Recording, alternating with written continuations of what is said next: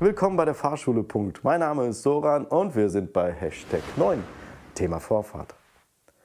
Wir befinden uns in der Leistungsstufe und dieses Thema Vorfahrt ist sehr komplex. Ich habe hier in diesem Video alles reingepackt, was dazugehört, auch eine Mischung aus den ersten 3 Teilen und neue Informationen. Wir werden über rechts vor links reden, Verkehrszeichen, Ampelanlagen, Grünpfeilschild, Kreisverkehr, Bahnübergänge, verkehrsberuhigter Bereich und rausfahren aus der Fußgängerzone, falls es denn erlaubt ist. Ihr könnt die einzelnen Themen überspringen, es ist aufgeteilt in Kapitel, unten in der Beschreibung könnt ihr euch das angucken. Ich wünsche dir viel Spaß dabei. Auf geht's!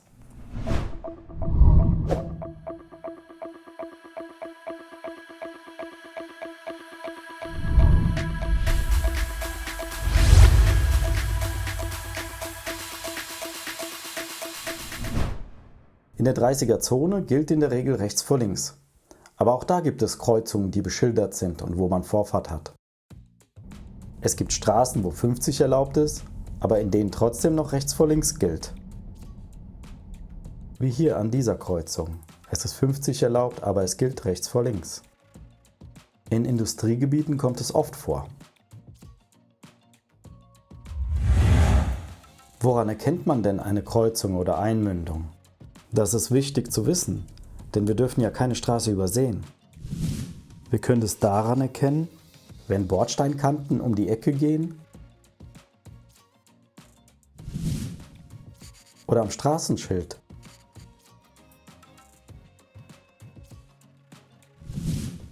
Oder an den Lücken zwischen den geparkten Autos. Da könnte eine Kreuzung kommen. Oder bei dem Verkehrszeichen. Das ist ein Hinweis dafür, dass eine Kreuzung kommt, an der rechts vor links gilt.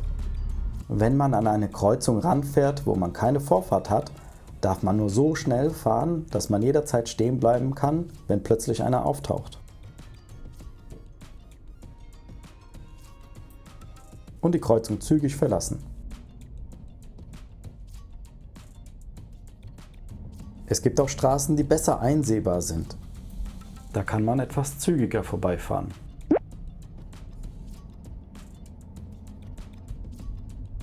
Diese Straße ist sehr unübersichtlich. Durch die Hecke wird die Sicht verdeckt. Da muss man besonders langsam ranfahren und sich reintasten in die Kreuzung. Und wenn alles frei ist, dann zügig verlassen.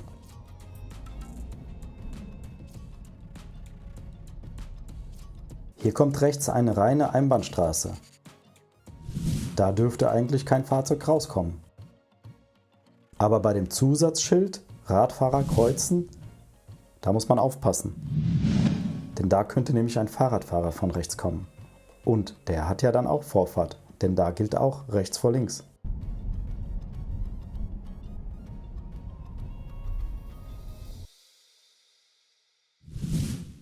Hier haben wir Rechtsverbot der Einfahrt. Aber Vorsicht, wir können zwar nicht reinfahren, aber da können Fahrzeuge rauskommen. Laut einem Urteil vom Bundesgerichtshof gilt auf Parkplätzen nur in Ausnahmefällen rechts vor links. Also nicht grundsätzlich.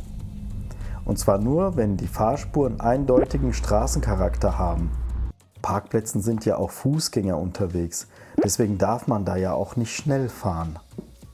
Laut Gericht seien strenge Vorfahrtsregeln hier nicht erforderlich. Trotzdem muss man damit rechnen, dass der von rechts kommt, der Meinung ist, dass er Vorfahrt hat und dann fährt.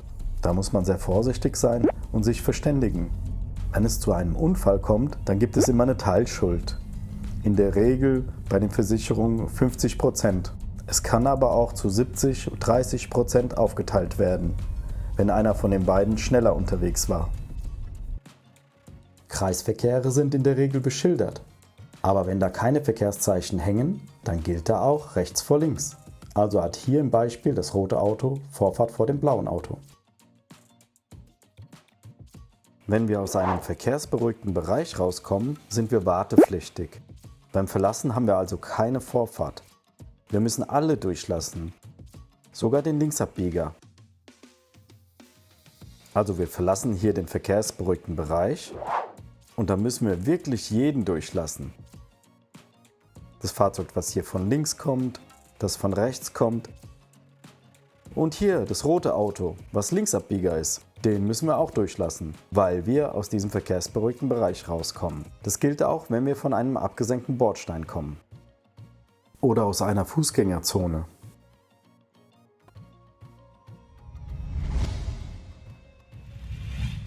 Wodurch kann die Vorfahrt geregelt werden?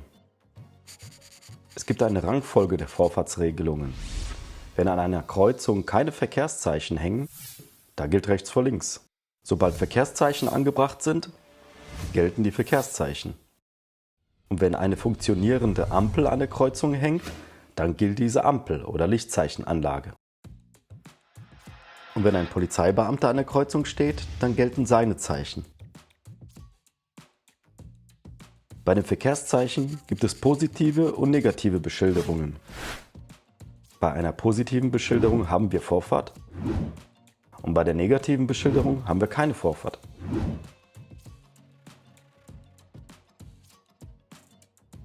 Kommen wir zu den positiven Beschilderungen. Wir haben einmal Vorfahrt an der nächsten Kreuzung, das gilt auch wirklich nur an dieser einen Kreuzung. Und wir haben die Vorfahrtsstraße. Die gilt auf der ganzen Straße an jeder Kreuzung, bis sie wieder aufgehoben wird. Und die Vorfahrtsstraße endet mit einer negativen Beschilderung oder durch das Verkehrszeichen Ende der Vorfahrtsstraße.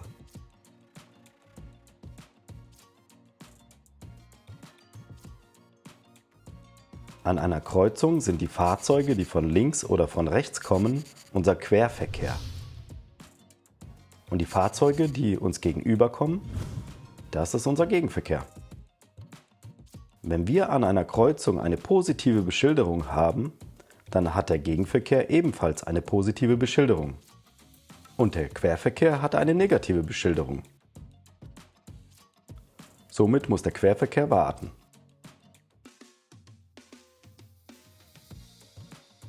Die Fahrzeuge, die an dieser Kreuzung jetzt auf der Vorfahrtsstraße sind, die dürfen zuerst fahren.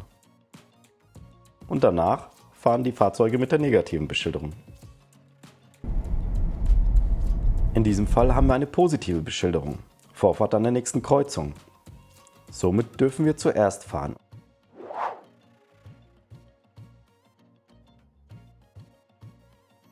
Wie du schon aus dem Video #7 abbiegen weißt, musst du als Linksabbieger den Gegenverkehr durchlassen und die Fußgänger und die Radfahrer, die da die Straße überqueren, das kennst du ja aus dem Video #7 abbiegen.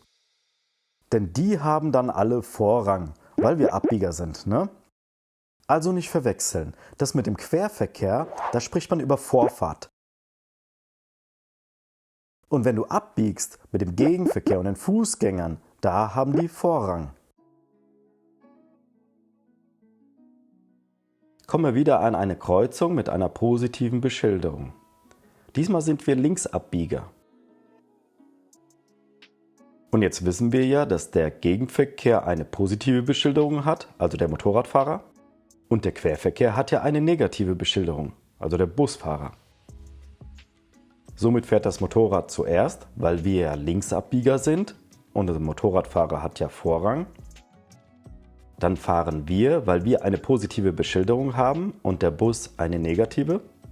Wir haben also Vorfahrt. Und zum Schluss fährt der Bus. Kommen wir zu den negativen Beschilderungen. Wir haben einmal das Vorfahrtgewährenzeichen und das Halt-Vorfahrtgewähren, also das Stoppschild. Bei beiden Zeichen hat der Querverkehr Vorfahrt. Der Unterschied ist nur, dass man beim Stoppschild halten muss, auch wenn kein Fahrzeug kommt. Beim Vorfahrtgewährenzeichen darf man nur so schnell an die Kreuzung ranfahren, dass man zu jeder Zeit stehen bleiben kann, wenn plötzlich ein Fahrzeug kommt. Beim Stoppschild muss man immer an der Haltelinie anhalten. Und der Querverkehr hat Vorfahrt.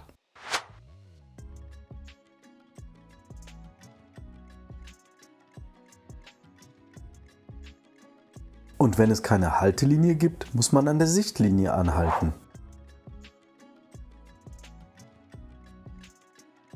Auch wenn diese nicht eingezeichnet ist.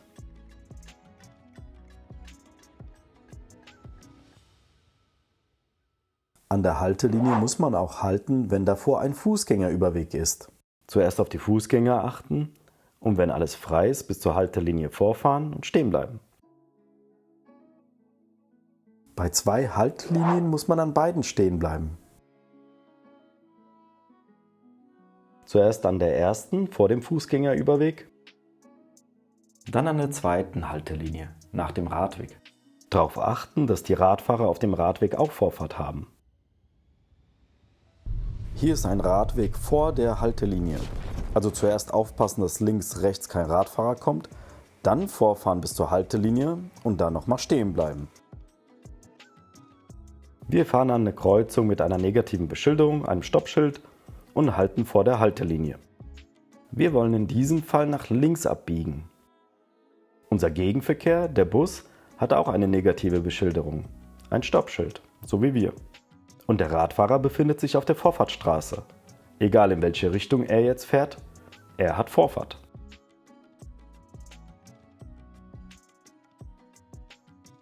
Wir sind Linksabbieger, also müssen wir unseren Gegenverkehr durchlassen.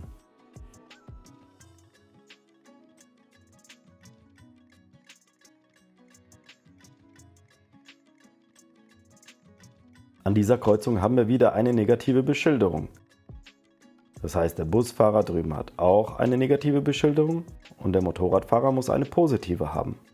Wir fahren ja geradeaus, der Busfahrer ist Linksabbieger und der Motorradfahrer fährt von sich aus gesehen auch geradeaus. Er befindet sich auf der Vorfahrtsstraße, also fährt er zuerst.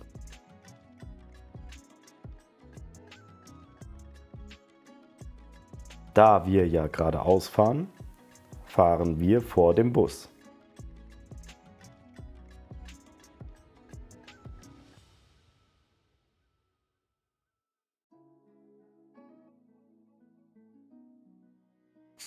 Ein Kreisverkehr hat in der Regel auch eine Beschilderung. Wie ihr wisst, gilt an einem Kreisverkehr ohne Beschilderung rechts vor links. Aber in der Regel hängt da ein Vorfahrtgewährenzeichen und darunter ein Kreisverkehrzeichen. Beim Reinfahren haben wir also keine Vorfahrt.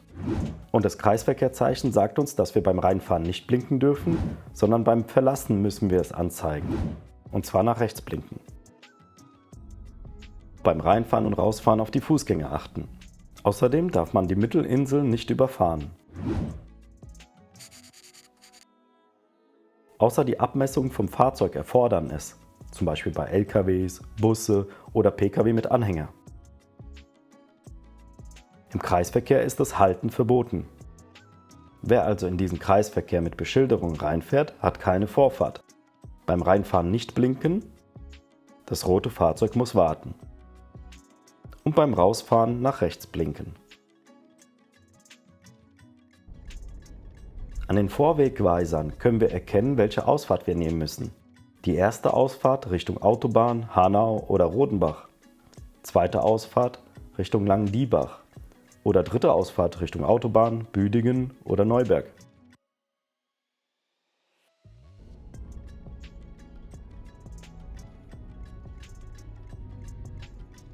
Das Fahrzeug im Kreisverkehr hat Vorfahrt.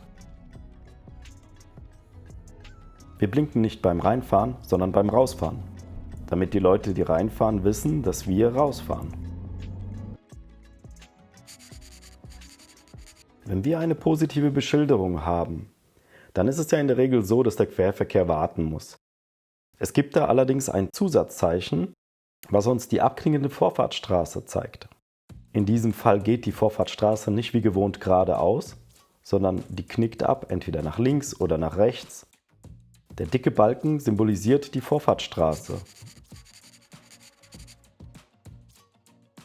Die 2 dünnen Balken symbolisieren die Straßen mit der negativen Beschilderung.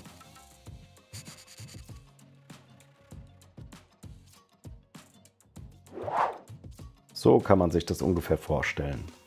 Das grüne Fahrzeug darf fahren, die roten Fahrzeuge müssen warten. Am Zusatzschild können wir jetzt erkennen, aus welcher Richtung wir kommen.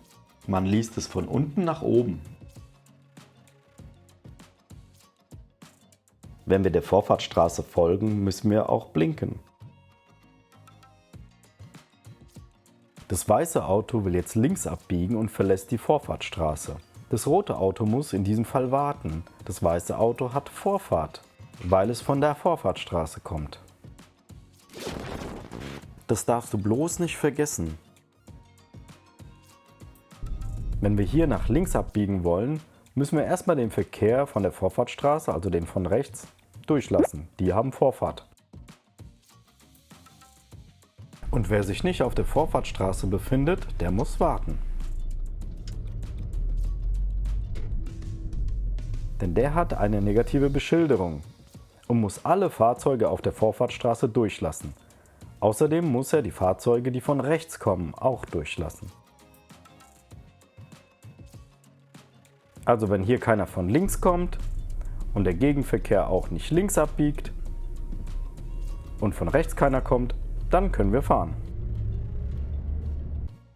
Das weiße Auto will jetzt hier links abbiegen, das grüne Auto ist auch Linksabbieger und das lilane Auto und das rote Auto, die fahren jeweils geradeaus. Wer darf nun zuerst fahren?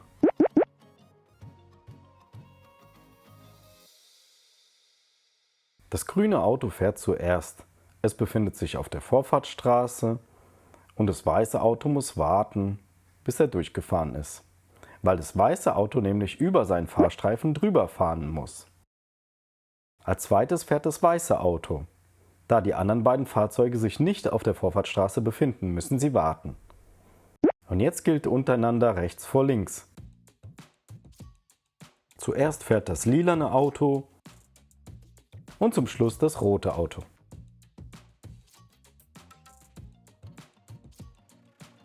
Die Zusatzschilder gibt es in verschiedenen Variationen und zeigen dir den Verlauf der Vorfahrtsstraße.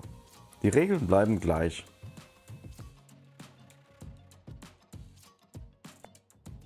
So, rechts vor links und die Verkehrszeichen können wir abhaken. Und nun kommen wir zu der Lichtzeichenanlage. Schauen wir uns mal die Lichtzeichen genauer an. Bei Grün müssen wir als Geradeausfahrer die Kreuzung zügig überqueren. Als Abbieger die Abbiegeregeln beachten. Das gelbe Lichtzeichen, das bedeutet Halt, stehen bleiben und auf das nächste Signal warten. Die Gelbphase ist geschwindigkeitsabhängig. Bei erlaubten 50 km pro Stunde ist die Ampel 3 Sekunden lang gelb, bei 60 4 Sekunden und bei 70 5 Sekunden lang gelb, bevor es rot wird. Damit man genug Zeit hat, um stehen zu bleiben. Das rote Lichtzeichen bedeutet Halt, nicht weiterfahren, vor der Haltelinie warten. Aber welches Lichtzeichen kommt nach Rot?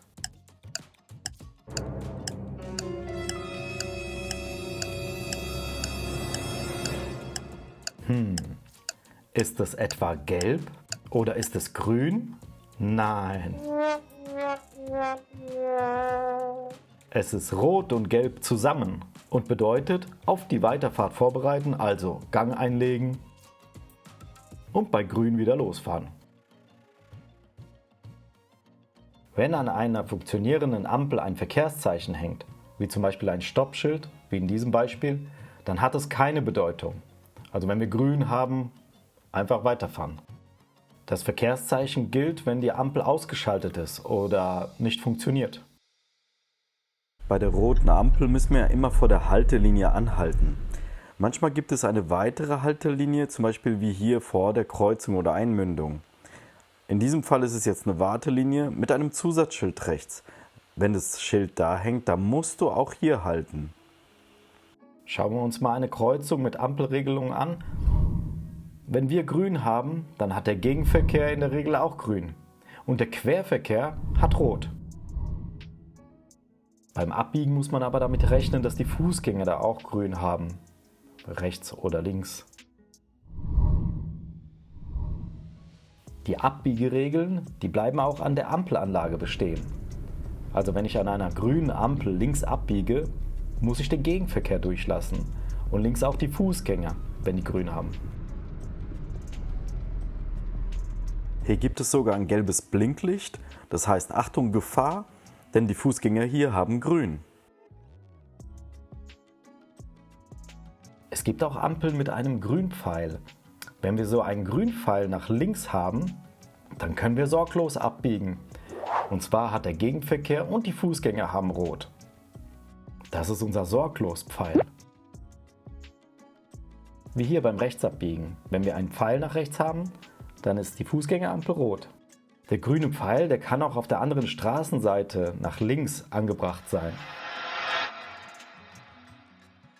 Das heißt, ich kann sorglos abbiegen.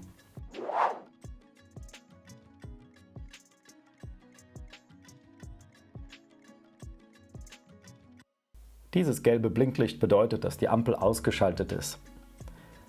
Wenn wir ein gelbes Blinklicht haben, dann haben wir eine negative Beschilderung. Das Blinken warnt uns vor der Gefahr, dass wir keine Vorfahrt haben. Und was gilt jetzt hier? Richtig, das Stoppschild. Jetzt müssen wir vorfahren bis zur Sichtlinie und dort anhalten, den Querverkehr durchlassen, Gegenverkehr, Fußgänger und Radfahrer und dann können wir abbiegen. Wir fahren an eine Kreuzung ran, die Ampel ist ausgeschaltet, an der Kreuzung hängen keine Verkehrszeichen. Also gilt rechts vor links. Jetzt sind wir auch noch Linksabbieger. Das bedeutet, wir müssen den Gegenverkehr durchlassen und dann den Motorradfahrer.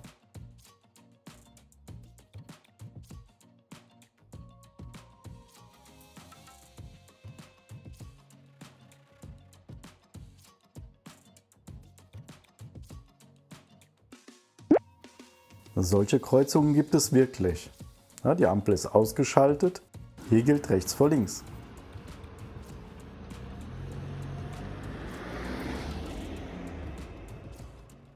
Das Grünpfeilschild. Es hängt rechts an einer Ampel neben dem Rotlicht. Wir dürfen hier auch bei Rot rechts abbiegen. Allerdings sind wir verpflichtet dazu, an der Haltelinie zuerst stehen zu bleiben. Denn die anderen haben Grün. Auch auf Fußgänger achten.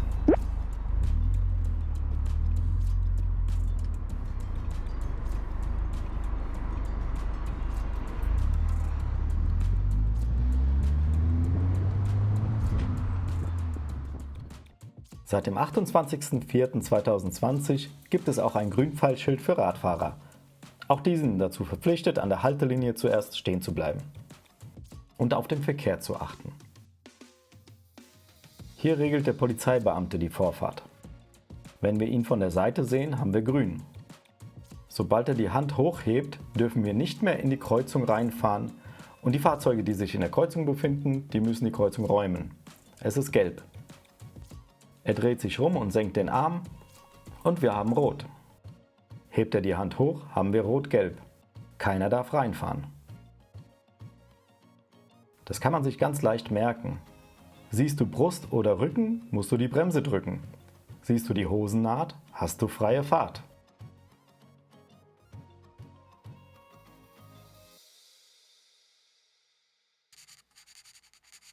Wir haben zwei Verkehrszeichen. Einmal Achtung Bahnübergang und Achtung beschränkter Bahnübergang. Das Verkehrszeichen gab es aber nur noch bis 2022. Jetzt ist egal, ob es ein beschränkter oder ein unbeschränkter Bahnübergang ist, es gibt nur noch dieses eine Verkehrszeichen. Beim Andreaskreuz hat der Schienenverkehr Vorrang. Das hängt unmittelbar vor dem Bahnübergang. Dieser Pfeil in der Mitte, der zeigt nur an, dass eine Hochspannungsleitung vorhanden ist. Ohne Pfeil gibt es da keine Hochspannungsleitung. Wir fahren mal an einen Bahnübergang ran. Wir haben hier das Andreaskreuz. Das bedeutet also, dass der Schienenverkehr Vorrang hat. Die Schranken sind geöffnet und die Ampel ist ausgeschaltet. Das heißt, wir fahren langsam ran, kontrollieren, ob links und rechts alles frei ist, denn es kann ja sein, dass die Schranken defekt sind und nicht runtergehen. Wenn alles frei ist, dann können wir drüber fahren. Da haben wir noch einen Bahnübergang mit dem Gefahrenzeichen Achtung Bahnübergang. Es sind keine Schranken vorhanden und kein Licht, sondern nur das Andreaskreuz. Das heißt, wir schauen dann links, rechts, ob alles frei ist und dann können wir drüber fahren. Das Andreaskreuz kann auch bei Straßenbahnen verwendet werden, also hat hier die Straßenbahn Vorrang. Wenn ein rotes Dauerlicht leuchtet oder ein Blinklicht, dann müssen wir davor stehen bleiben und dürfen erst wieder drüber fahren, wenn das Licht ausgeschaltet ist. Aber Achtung, es könnte trotzdem eine Bahn kommen, also links und rechts kontrollieren, dass alles frei ist. Auf den Schienen dürfen wir natürlich nicht warten, so wie hier in diesem Beispiel. Das könnte gefährlich werden. Also immer darauf achten, dass es sich da vorne nicht staut, damit man nicht auf den Schienen stehen bleibt. Wenn ein Bahnbediensteter eine weiß-rot-weiße Flagge schwenkt, dann müssen wir vor dem Andreaskreuz warten.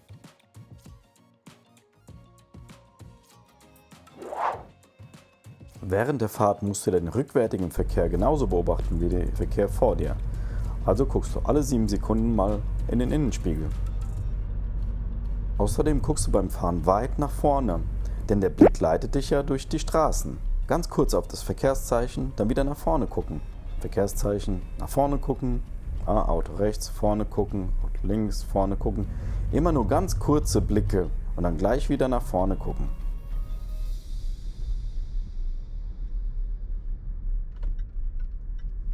Fahrbahnmarkierung und wieder nach vorne schauen. Mal in den Innenspiegel gucken, weil ich muss ja bremsen, die Haltelinie, die Ampel und so behältst du alles im Blick.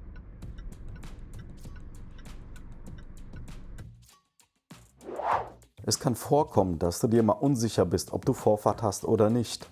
Hier ein Tipp. Du kannst das Verkehrszeichen hier auch von hinten erkennen. Das ist eine negative Beschilderung. Das ist das Vorfahrtgewährenzeichen. Auch das Stoppschild kann man von hinten erkennen, an der Form.